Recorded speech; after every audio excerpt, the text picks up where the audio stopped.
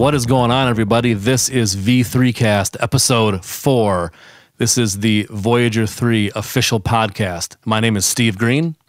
Aaron Green. And this is Greg Maston.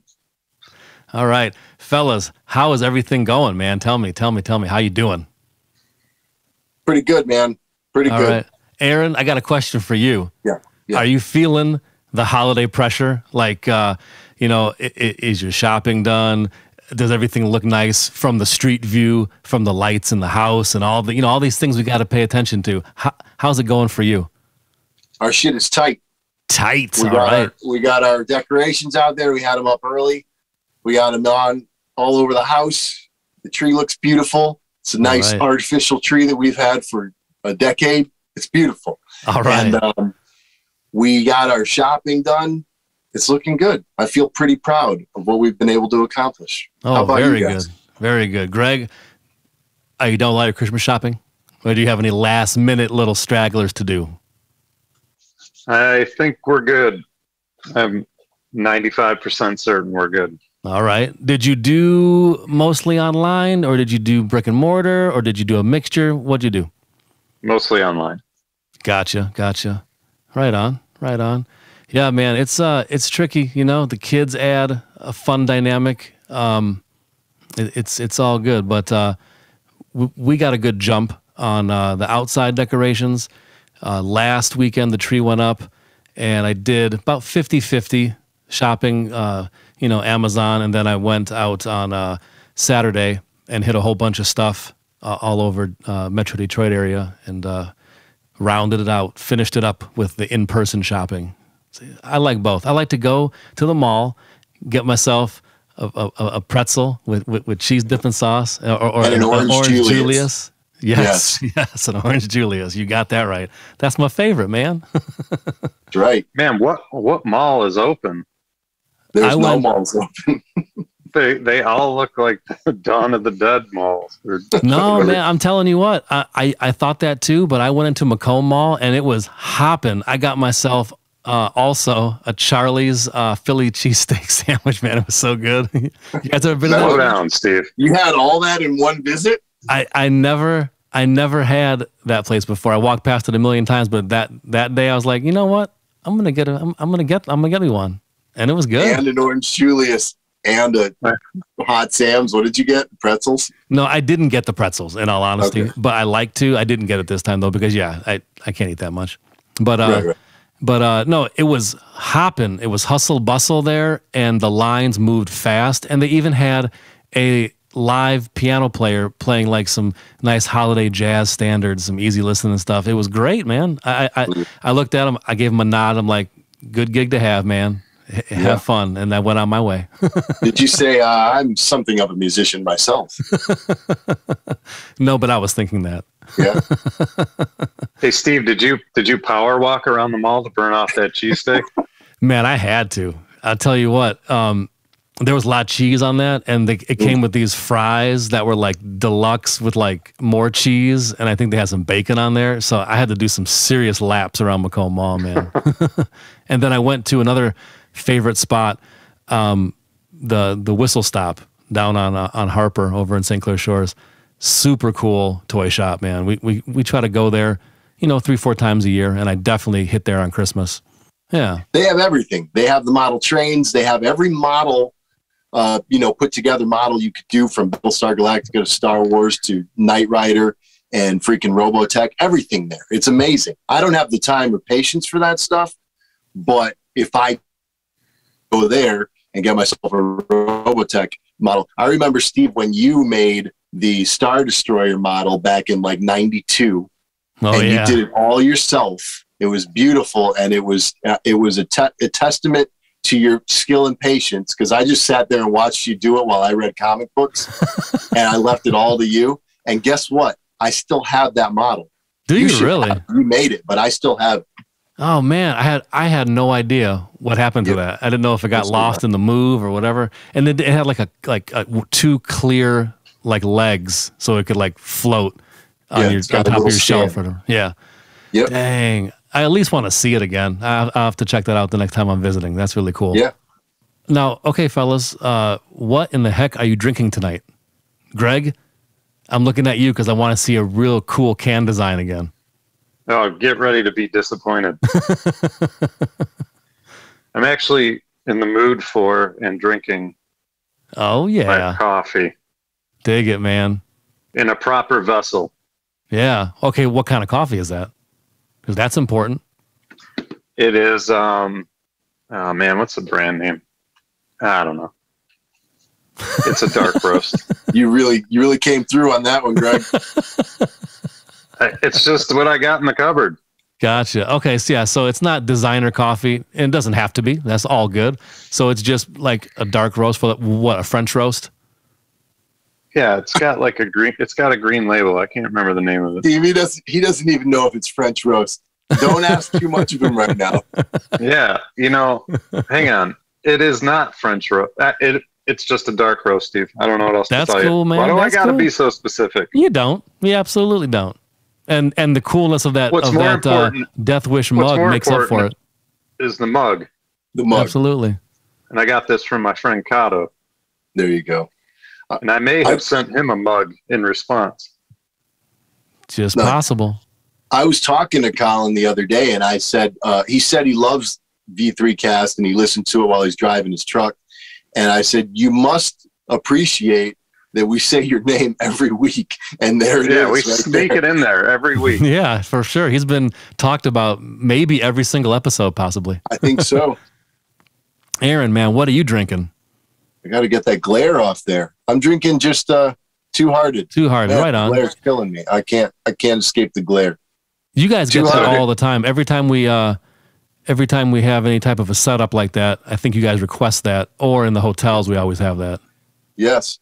And I have Greg to thank for Two Hearted, because Greg was trying to turn me on to IPAs for, 5 years, and I was really resistant to it. I thought they tasted too fruity. I still think they taste pretty fruity, but the stuff grew on me over the years, and this was the first one that he showed to me, and this was the first one I ended up liking. So this was my gateway into IPAs, and Greg's the IPA master. That's right. And I'm like the disciple. In 5 more years, you will love beer that has chocolate and coffee in it. That's all this really means. That's exactly right. And what's funny is Bell's is probably the definitive IPA in the U.S. To be honest, right. It's not just Michigan. There you go. I am in Greg's similar mindset, and I have coffee in my favorite Ghosts and Goblins mug. There you go. And nice. This one, I do happen to know what it is. It's called Electric Monkey Espresso, and it's by one of my current favorite companies that make tons of coffee. It's called Just Coffee Co-op, and you can mail order it on their website. They have a handful of standard coffee, espresso, and other things like that. And up until this point, I love something called the Phoenix, which was a light orange and a chocolate mixed in with the coffee, just a hint of those flavors. But I went to go look to reorder it, and they didn't have it. So I just picked any other thing, which was this Electric Monkey Espresso, and I got a fine grind on it because I just like that kind of a grind better on espresso. And it is dynamite. It has cocoa and dark chocolate mixed with it. Don't tell Aaron that. That sounds great. It's as long as it's in a coffee and not a beer. It's perfect. Right. Yeah, but you could put it in a coffee stout, Aaron. Oof. Maybe one day. Give me 5 years. Yeah, Aaron needs 5 years to develop that taste or palate, if you will. Yeah. I'm a slow learner. So last week, Greg sent a text and he goes, "Guys, man, have you guys seen Silent Night, Deadly Night?" And I don't think, now that I've watched it, I don't think I ever saw it. Somehow I missed that one. And Aaron, you didn't see it either, right? No, never. Okay. Well, Greg was like, "You got to check it out." So we all checked it out, and man, that was good. That really was good. It was. And it's great. It's holiday timely. Yeah, exactly. I wanted to watch a holiday movie. So I hadn't seen it since I was way younger, and I watched it again, and I think that I forgot about it in a lot of ways. And what ended up happening was, like you guys thought, it was way better than I remembered it. Right. And that could just be because I've kind of lowered the bar a little bit at this point. I'm not as particular about bad horror movies as I used to be. You know, like it had to be, I don't know, it had to be Friday the 13th or I wouldn't watch it like back then. So, you know, I don't know. I thought it was pretty good. I thought the kid that was in it was great. He had me like, you know, as a parent sort of like wanting to protect him, you know, so like the acting was decent and I just thought it was good. And like, you know, it's Christmas. So I was pleasantly surprised at the quality. Yeah. And I thought they built up like, you know, of course we don't want to give any spoilers away, but the kid goes through some trauma multiple times to get to his, you know, psychotic self. Can right? we spoil? Can we spoil a movie that's? Can we spoil a movie that's 30-something years old? I mean, no, I don't think you can. I think we're safe to talk about anything because this has been out. Yeah. If you haven't seen it by now. Well, don't you think they did a really good job, like building up his whole reasons from probably why, you know, he ended up like he did. I thought it was pretty well paced, and it just, as a story and the building of it, worked nicely to me. Yeah, that's what I liked about it a lot. Is like, you know, in a typical movie, a typical slasher movie, there might be a little flashback in the beginning to kind of set the mood, you know, show the people kind of closing in on you know, Freddy Krueger's house with the torches, right? They have torches. They're like closing in to come and kill him. Yeah, I think so. Or to show the stuff that happened when Jason was a little kid. But it's quick. And then at other points in the movie, they'll kind of refer to it. Maybe they'll do a flashback. But this movie really took its time, kind of ahead of its time, really, in really developing that character and that kid. Like, it shows his distrust of Santa. It shows how his grandfather was like totally messing with his head, making him scared of Santa. And then this, like, you know, Mother Superior. Yeah, the Mother Superior, all this trauma, all this psychological trauma. And it's like, there's only one way this kid's going to go. Like, he is not going to grow up to be a well-adjusted dude.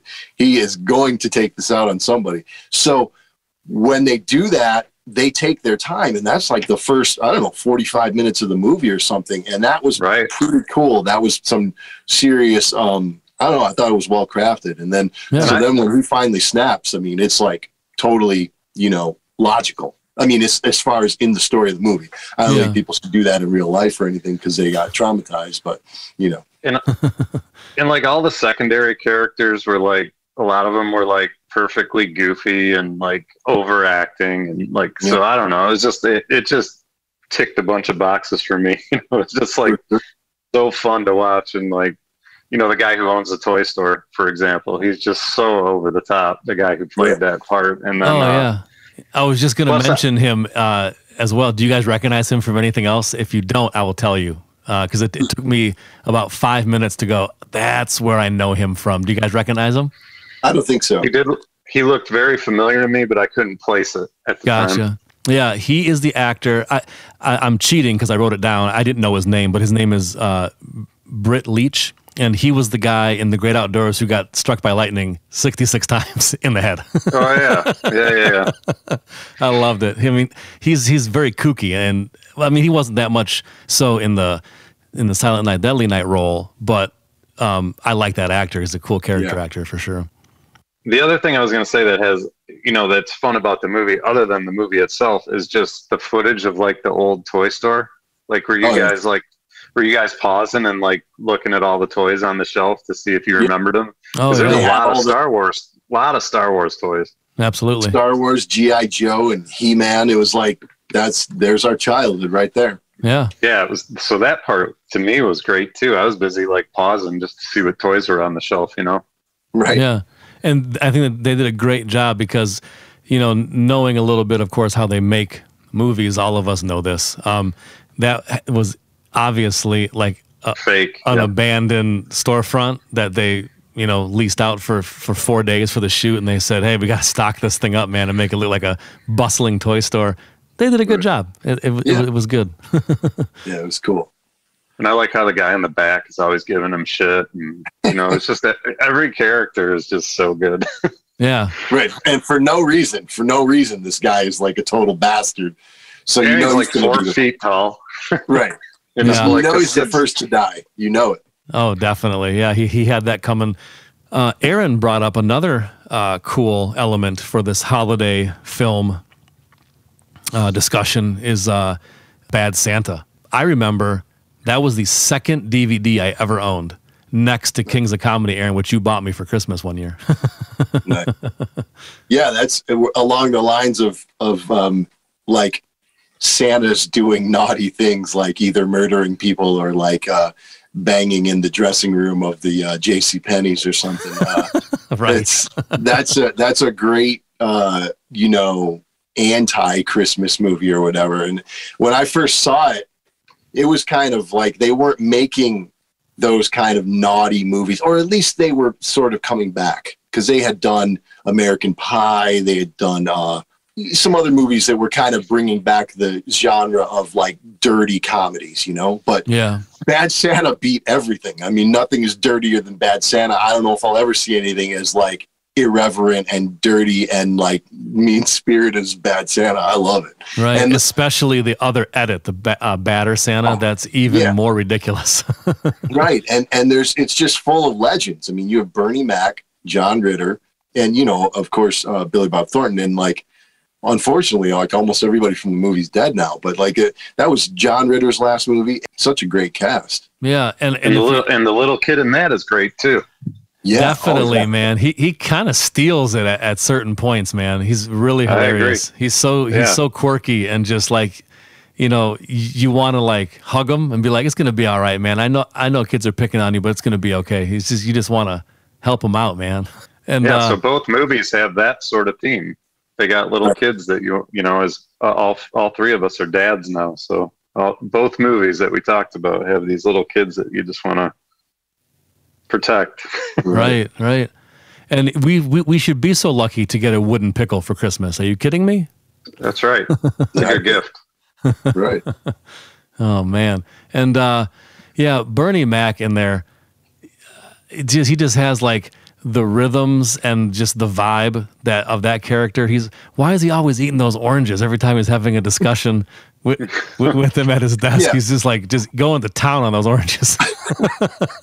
Like, who was that, the director, or was that Bernie Mac saying, can I try this? And then they go with it. Like, I love that kind of stuff. I always want to know in interviews or whatever, behind the scenes stuff, like who came up with certain quirks, whether it's in a movie or sometimes in an album, like a decision to record something a certain way, or to whatever, do a scene, or like the thing about Brad Pitt is eating in most of his movies. Like, he's like always eating out of like a bag of chips or peanuts or something. Like, obviously that became his thing, but right. Who thought of that? Like, how did that develop? That stuff is always cool. Yeah. Very interesting for sure. And what about Spinal Tap? The scene where they all have the same cold sore that never gets explained. Right. Who thought of that? That's great. And they just leave it for you to try to speculate on. Right. Yeah. It doesn't need to be explained, all the way to Kingdom Come. It's just go with it, and you can use your imagination for sure. It's hilarious. Right. Exactly. We were just talking about that. A couple days ago, a discussion came up where I was mentioning that Chevy Chase is like, a famous like improver on set, and how that when that hits right, it's absolute gold. Like, like Fletch, like Vacation. I mean, the list goes on with Chevy Chase. Almost everything he's ever done, but that can rub, quote unquote classically trained actors the wrong way, and like, they don't want to have to deal with a different thing every time they do a scene. Like, their brain doesn't work that way, but Chevy Chase, his brain doesn't work the other way. So sometimes there's a rub on set with those kind of two different forces coming together. So it doesn't always work, but when it does work, you get things like, all the vacation films. Right. Yeah. And many other things. But so did Bernie Mac make that up? I wonder. I mean, he's got a great sense. He had a great sense of humor, so I wouldn't put it past him that he wanted to try that quirk with that character, and like he just likes to be eating that citrus. Right. Absolutely. Do something in the movie that you don't explain just for the sake of doing it. Yeah, exactly. Okay, so I wanted to mention another fun thing that I saw. The channel Critical Role, which is like a Dungeons and Dragons channel where they have these epic campaigns by a bunch of voice actors out in Hollywood. They have their campaign 3 that just came out, and they have a brand new intro and trailer type of an intro song to it. And it is absolutely like epic and phenomenal. We actually met one of their producers out in LA for the New York Ninja screening. We met Chris out there. So I'm kind of hip to what's going on with that whole thing now. And watch the intro when you can. It's really over the top cool, man. They have like slow-mo stuff and a really cool song. It's good stuff. Yeah, a lot of production value. Right. Yeah. Right. Multicolored smoke. Yeah. I remember like an Indiana Jones segment at one point, and then everybody had extreme fans on their hair, and and then that was in slow motion. It was everything you'd hope for. Yeah, exactly. Yeah. Speaking of that, I did the last tiny bit of Christmas shopping tonight. So I picked this up. This is for myself. I didn't even open it yet, so I'm going to open it soon. But I saw this box of art for D&D. It's 50 unique images on 100 postcards. So a lot of it is the classic 1E art. And then I think they have stuff that goes into the later stuff like second edition and third maybe. But I can't wait to flip through that box and see all that art. When I saw that on the shelf, I'm just like, yep, I need that one. And it was the last one. So I grabbed it immediately. Hey, did I tell you about the documentary, The Eye of the Beholder? I don't think so. It's on Amazon Prime, and it's all about the history of D&D art from the very beginning, from when they were, coming up with the stuff. Oh, yeah, the white box probably, right? 1974 white box. Yeah. Yeah, and like the first they interview some of the first players who were like 11 at the time, stuff like that, and the writers and the people who were coming up with it, and then the artists, of course. And it's super cool, and it's really in depth. It's like 2 hours long or something. You got to check it out. I know what I'm watching next. And you know what a beholder is, right? Oh, absolutely. Yeah, classic monster for sure. Yeah. Dang, thanks for that, man. I had no idea that existed. I will definitely check that out. I think I meant to tell you about it a few weeks ago, and then it just slipped. But it was made for you. Yeah. Is it brand new, or has it been out for a while? It's less than a year old. Okay. Okay, now a word from our sponsor, which is us. We've got to take a minute to thank Red Letter Media for covering New York Ninja recently on their show. Those guys are hilarious and humongous. They have a humongous reach. I didn't know that, actually. I learned about them because of their show about New York Ninja. Very cool. Thanks, fellas. That was great. Thank you. We have New York Ninja beanies now, so it's perfect for the cold winter months ahead. It has the New York Ninja logo that's on our album, and then it says Music by Voyager 3 underneath it, like also on the album. Perfect for your keeping your lid warm, man. Right, Aaron? That's right. You got to be warm on those cold days when you're shoveling snow.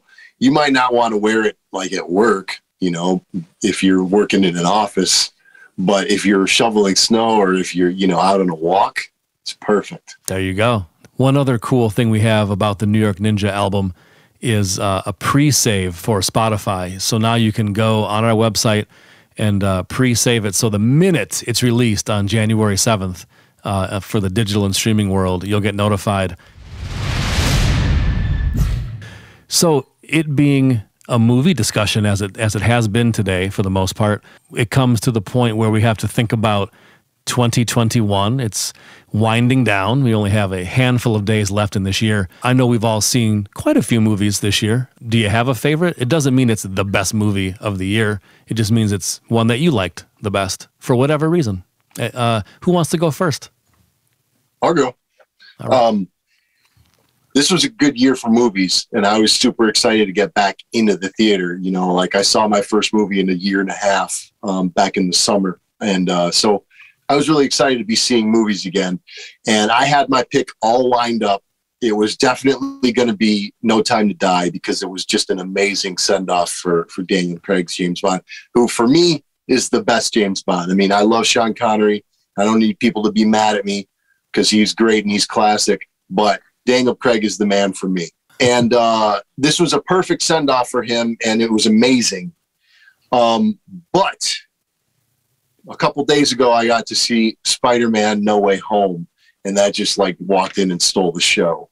That was like a dream movie. It was like everything I could ever dream of or hope of to see in a Spider-Man movie.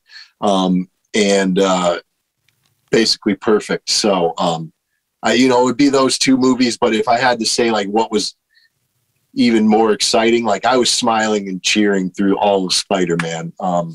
So that was amazing. Those two movies, with Spider-Man probably edging out James Bond by like a nickel.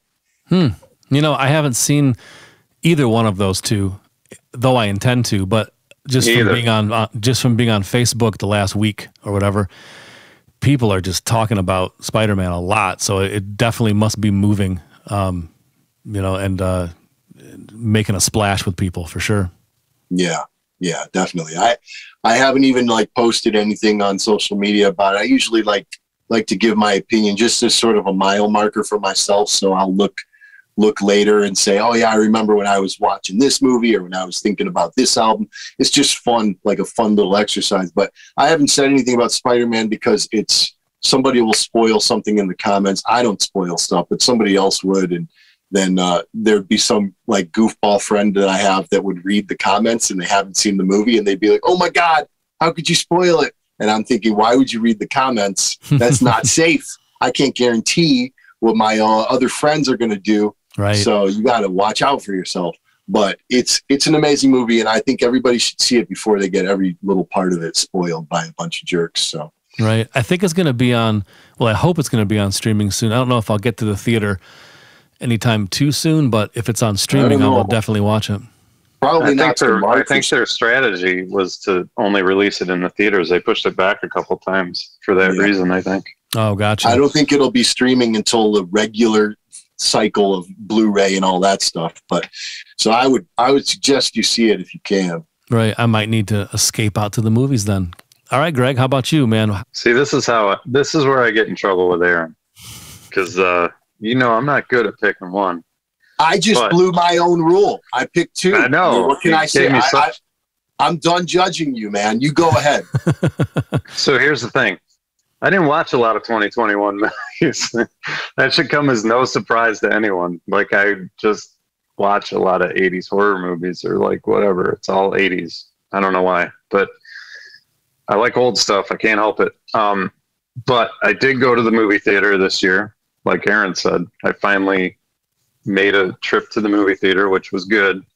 And I saw Halloween Kills. I have a lot of criticisms of Halloween Kills that I won't go into that aren't important, but it felt good to go see a Halloween movie around Halloween in a movie theater. So I'm going to probably say that'll be my pick for this year, even though I don't necessarily think it's the greatest movie ever made, but at any rate, I was in the theater seeing a Halloween movie, which felt good. And I will say that the makeup they did for Loomis is amazing.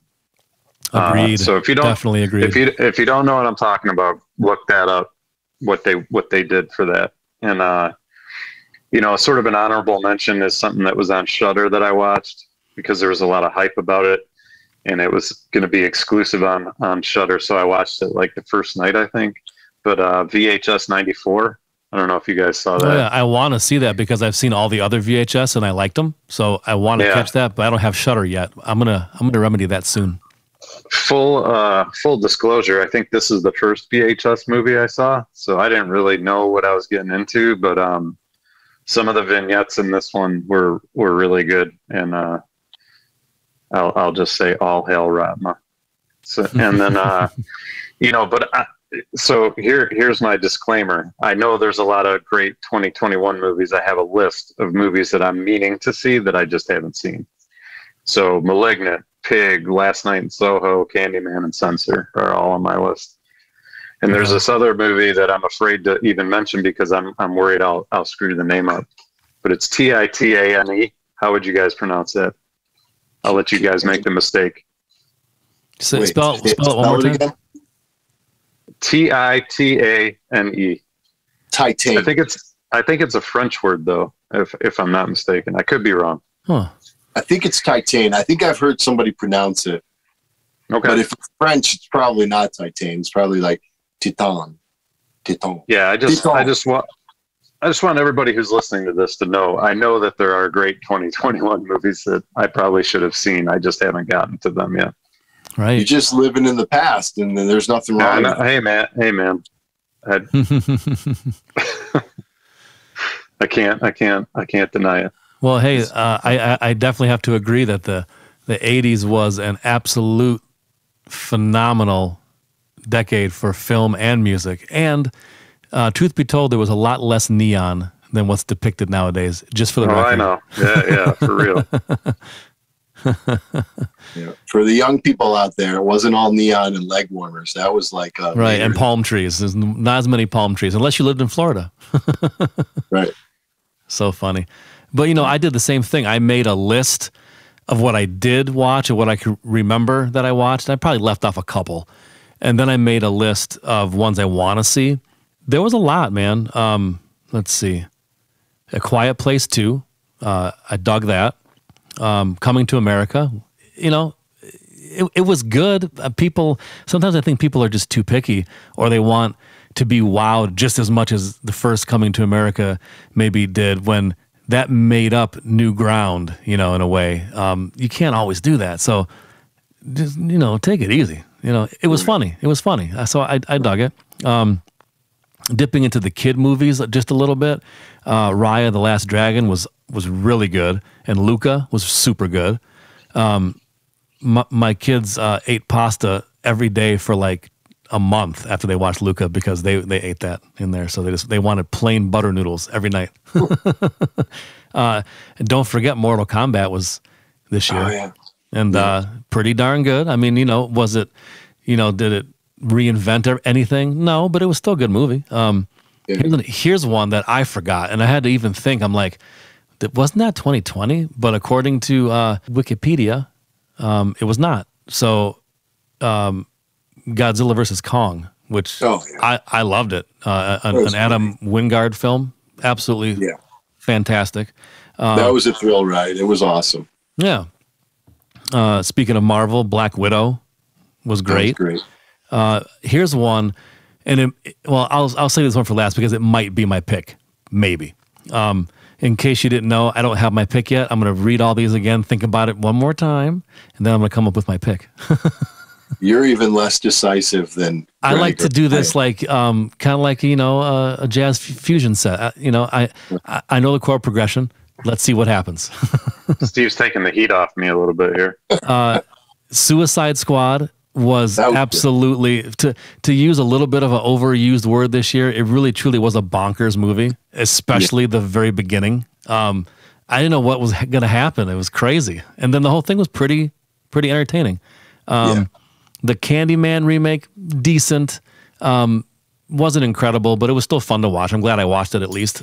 And Halloween Kills, I saw that as well. And I'm pretty much in the same boat as Greg. There was stuff that kind of bugged me a little bit, but it's still fun to see a new Halloween movie, and it wasn't terrible by any means. And then we got new John Carpenter and crew music, so all good. It's like pizza. It's like pizza. Even when it's bad, it's still pretty good. Right, exactly. Now, my three that are on my want to see list, my kind of top three that I want to see sooner rather than later, would be Army of the Dead, which is Zack Snyder's. I think it's, correct me if I'm wrong, is it supposed to be a direct sequel to his Dawn of the Dead remake, or is that not the case? You know what? I watched that. Did you? I watched that. Yeah. I want to see it. I forgot about. It was good. You could call it a sequel to Dawn of the Dead, no problem, because it doesn't get into specifics about what happened before, and Dawn of the Dead doesn't really show you what happens after. So sure, they could connect. Right on. Yeah. I mean, because I liked Zack Snyder's Dawn of the Dead remake a lot. I thought it was really, really good. Great soundtrack by Tyler Bates, and just everything really gelled about that film. So I want to see Army of the Dead just to see, you know, what else he has up his sleeve in that kind of world of story. Then I want to finish Dune because I watched about the first half of the new Dune. Totally dug it, but just didn't get a chance to watch the whole thing. So I'll get back to that. That was a work of art. That movie was just a moving painting all the way through. It was beautiful. It was awesome. It was pretty damn faithful to the book too. Okay. Yeah, I totally liked the first half of it that I watched. I have to get back to it ASAP. And then the last one, the James Bond. I've loved James Bond my whole life, and I do probably agree with you that Daniel Craig is probably the most. I mean, he's modern, so it helps. You know, it's higher action, higher caliber stuff that they just maybe didn't even know they could do back in the Roger Moore days or Sean Connery days. So you got to give him a little bit of slack with that and count the time that it's in. But that being said, still, man, those are good with Daniel Craig. They're really good. I was about to say, no love for Roger Moore. Oh, I mean, that's my James Bond. So that's when I started watching James Bond, was when he was doing it. So, I mean, that's my first James Bond. So I dig him. I loved his stuff when I was a kid, but then I got older and I go, oh my God, why is this stuff so cheesy? Why were they intentionally making it silly? You know, it's like we've talked about with New York Ninja and with some of these horror movies. It was their heart in the right place. Were they trying to make a sincere movie? And they were, and it came out goofy, but that they couldn't help it. But the Roger Moore movies were intentionally goofy, and it's harder for me to forgive that as an adult. Some of the Roger Moore stuff is better than others, but some of it really goes overboard. Like yeah, when like they had Moonraker, right, is kind of Moonraker, over the top. Yeah. And Octopussy, he's there's a part where he's dressed as a clown, literally a clown with clown makeup, and I'm like, what are you doing to this poor guy? Can you imagine what Roger Moore was going through on set when he's like, you want me to fucking dress like a clown? And even that was a bad impression, but still. Can you imagine being him? And he was like 60 something at that time, I think. And there's like, no, this is what you're going to do. You're going to put on this clown makeup. How do you not walk off the movie at that point? Poor Roger Moore. Money. Yeah.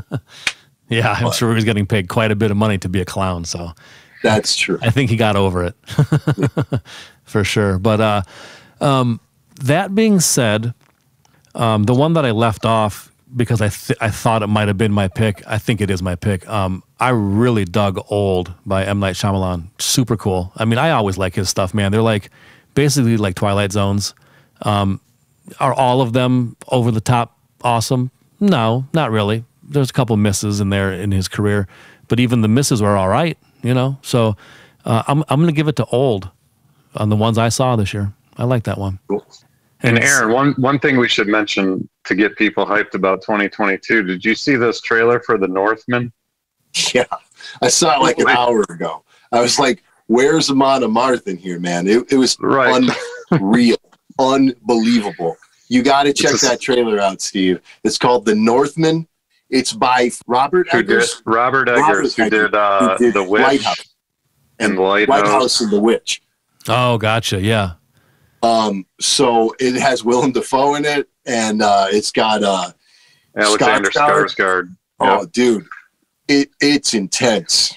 Nice. And even Bjork is in it for a small part. Like it's about this guy who just wants revenge for this enemy who killed his father, and but it's all this Norse not mythology. It's just a Norse story. Yeah, and it looks awesome. So like Vikings and Odin worshiping and things of that nature, right? Thor. Yeah, all that stuff. And like go ahead. I'm making a prediction. We will discuss The Northman on this podcast at some point. I think it comes out in March or April. Okay, so a little bit of time this spring. Man, let's recap on all this stuff. We learned about Silent Night, Deadly Night and what we thought about it. So if anybody hasn't seen that film, Greg, what year was it from? Do you recall? 84. 84. Okay. Same year that New York Ninja was filmed. So from 84, Silent Night, Deadly Night, super cool horror slasher, right? Would you say, Christmas themed film? Yeah, Christmas themed slasher from the 80s. You can't go wrong with that combo. That's right. And we talked about Bad Santa and how that's equally as awesome, just in a completely different way for a Christmas themed movie. We talked about the sweet Campaign 3 intro and new theme that Critical Role has for their YouTube shows. And we also have to say one more time, thanks to Red Letter Media for covering New York Ninja on their show. And don't forget, we have New York Ninja beanies and New York Ninja hoodies, 2 different kinds of hoodies, a zip-up and a pullover, all in the Voyager 3 store, which is voyag3rstore.com. What else? Our favorite films of 2021, man. So that's a lot of topics. We covered some ground in this one. Did we cover the ground exciting enough, though? That's the question. Is everybody excited? I hope we did. I hope there was a significant amount of sizzle. Right. It's got to have some sizzle. Oh, here's a good one for you, by the way. In the comments, everybody listening out there, I guess, in the podcast world, you can't leave a comment, but in the YouTube world, for our video version of this, you can leave a comment. So tell us, what was your favorite movie of 2021? Because we want to know, because we want to watch it. There's so many movies that you'll never hear of all of them. So if you have some really cool, obscure gem or mainstream gem, it doesn't matter. Let us know what you liked this year, because I want to check it out. How about you guys? Yeah, I want to hear about your favorite album, favorite movie of the year, and your favorite album of the year that we talked about last time. Yeah. Hit us up with that stuff, because we might hear some new music that we don't know about, and we can check that out. That's right, man. I always like to hear and see new stuff, for sure. And the classics, like from the 80s, right, Greg? Yeah. I just got Firestarter. You can see it behind me. Oh, Tangerine Dream. A Tangerine Dream classic, for sure. Very cool. Dig it. All right, fellas. Well, I live in the past, Steve. Oh, I'm right there with you. Yeah, I'm right there with you. I guess this will be the last V3 cast of the year. So everybody have a great holiday. Eat lots of food, open lots of presents, have lots of fun, and we'll catch you with the next V3 cast in 2022. All right, see ya.